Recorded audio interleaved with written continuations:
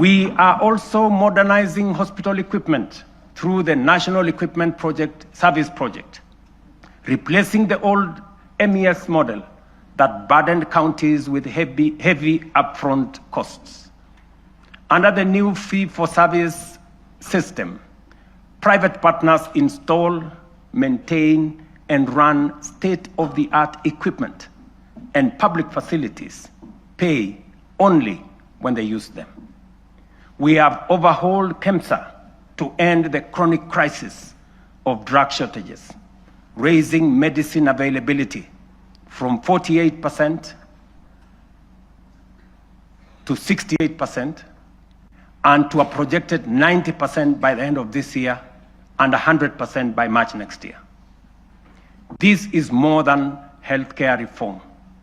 It is a long-deferred promise finally taking shape.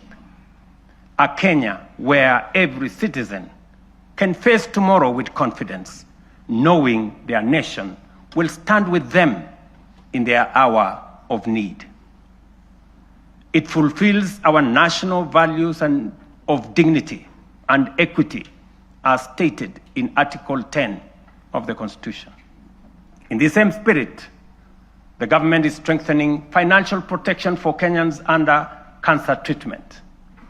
Social Health Authority will enhance the cancer benefits package from the current 550,000 shillings to Kenya shillings 800,000, effective December 1. This enhancement responds to the rising cost of sustained cancer care and ensures that patients can access quality, uninterrupted treatment without facing financial hardship.